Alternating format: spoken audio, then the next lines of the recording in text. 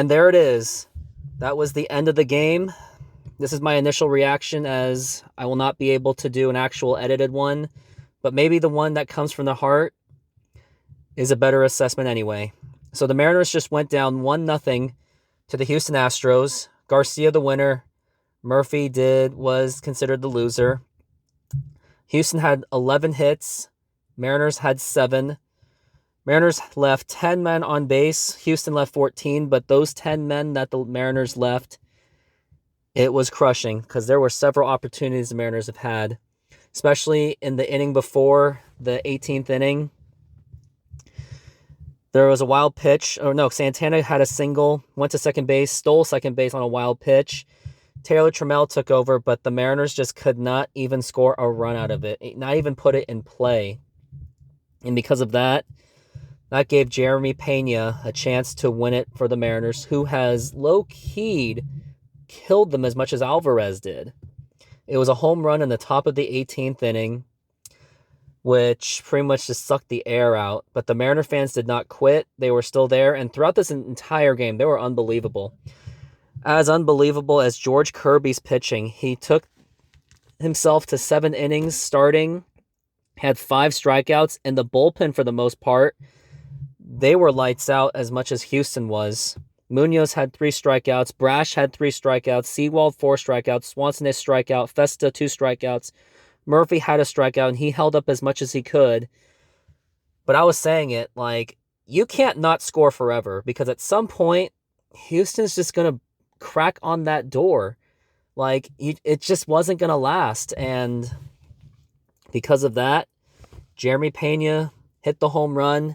Houston advancing to the ALCS. They will play the winner of Cleveland and the New York Yankees.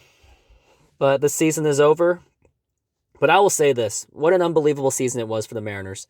Like, when the season started, we were hoping maybe for at least a playoff spot, because that expectation was there since they did win 90 last season, missed the playoffs sparingly. It was just very little bit. But what a season it was.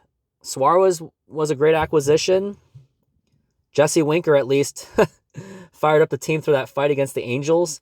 And Julio Rodriguez with, oh my God, he's probably going to win Rookie of the Year. And it seemed like he came out of nowhere. And then already, he has a long-time contract.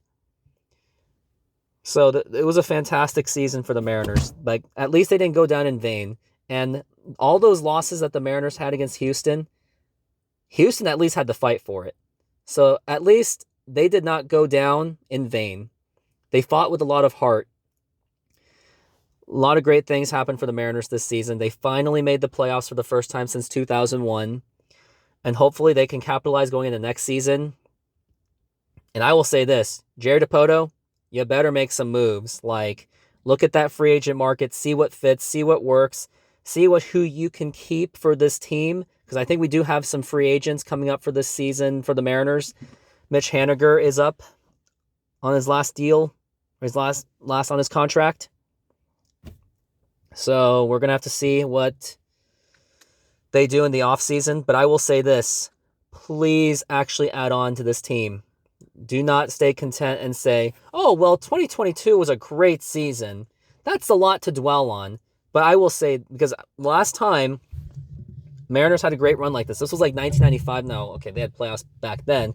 But I remember back in 95, as great of a season that was, the ownership decided to cut the cost even further for some odd reason. Maybe because they got the funding for the stadium, so they just wanted to just squeeze out every bit of profit, which led to them getting rid of much of their key players going into 1996. So they didn't really have much other than A-Rod joining the team.